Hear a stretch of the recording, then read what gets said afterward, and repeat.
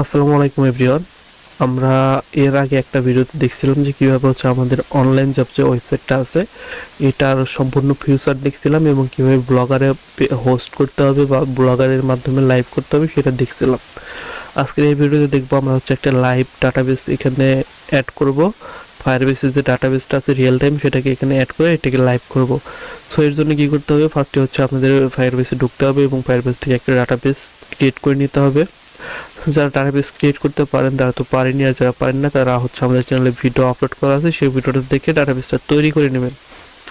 তৈরি করার পর চলে আসবেন হচ্ছে আপনারা ব্লগারের থিমে আসার পর অনলাইন যে জব অ্যাডমিন যেটা আছে এখানে আসলাম, এই টেবিলে চলে আসলাম।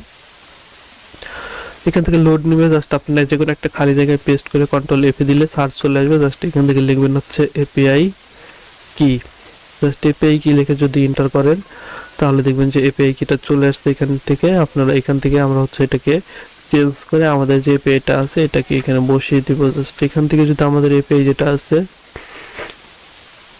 এটাকে বসায় জাস্ট সেভ করি তাহলে আমাদের অ্যাডমিন প্যানেলের যত ইনফরমেশন গুলো ছিল সবকিছু চেঞ্জ হয়ে যাবে। যদি আমরা এখন ভিউতে ক্লিক করি দেখেন এই অবস্থা হয়। জাস্ট এন্টার, দেখেন টোটাল ইউজার জিরো, সবকিছু জিরো কিন্তু হয়ে গেছে এখানে অলরেডি।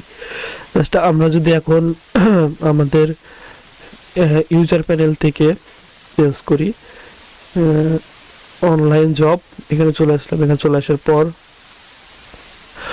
চলে আসার পর এডিট এইচটিএমএল ক্লিক করব, এর জন্য হচ্ছে এখানে চলে আসলাম। ক্লিক করার পর এখান থেকে আবার সার্চ আনবো, সার্চ আনার পর হচ্ছে এপিআই কি লিখে এন্টার করব। জাস্ট এখান থেকে যে এপিআইটা আছে এটাকে আমরা সিলেক্ট করে ডিলিট করব।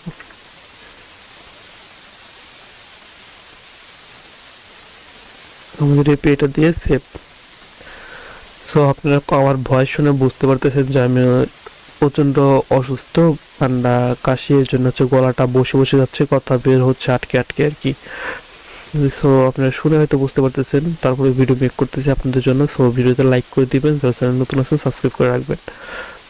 এখান থেকে হচ্ছে আপনারা এখন যদি ভিউতে ক্লিক করি আমাদের দেখেন আমাদের কিন্তু সাইট একদমই নতুন ভাবে চলে আসছে, কোনো কিছুই নাই এখানে।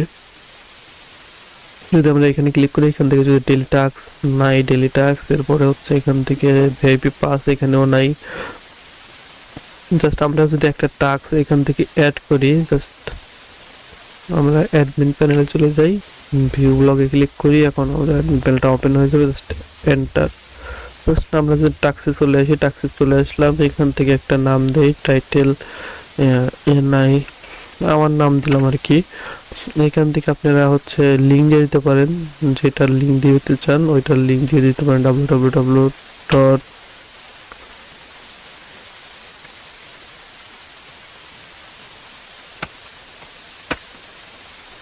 আমি হচ্ছে youtube.com দিয়ে দিলাম। জাস্ট এখানে কমা হয়ে গেছে, টাকা দিলাম 10 টাকা। অ্যাড টাস্কে ক্লিক করলাম, দেখেন এটা কিন্তু অ্যাড হয়ে গেছে অলরেডি। যদি আমরা এখানে ওয়েবসাইটে আসি, ডেইলি টাস্ক, সেটা কোন সেকশনে অ্যাড হইলো এটাকে আমি খুঁজে পাবো কিভাবে? জিমেল জিমেল জিমেল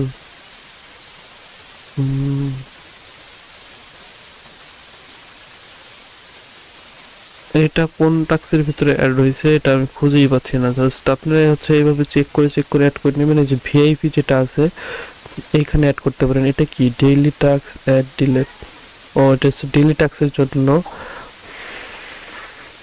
এভাবে হচ্ছে আপনারা অ্যাড করে নেবেন, প্রত্যেকটার জন্য প্যাকেজে দিয়ে দিলে হচ্ছে এখানে চলে যাবে। সো আপনারা চেক করে নেবেন। জাস্ট আমার হাতে সময় বেশি নেই, এর জন্য দেখাইতে বললাম না। যদি কোনো সমস্যা হয় এই ওয়েবসাইটটা কেনার পর তাহলে আমাদের সাথে যোগাযোগ করবেন, আমরা সলভ করে দেবো ইনশাল্লাহ। তো আজকের মতো এই পর্যন্ত, সবাই ভালো থাকবেন, সুস্থ থাকবেন, আল্লাহ।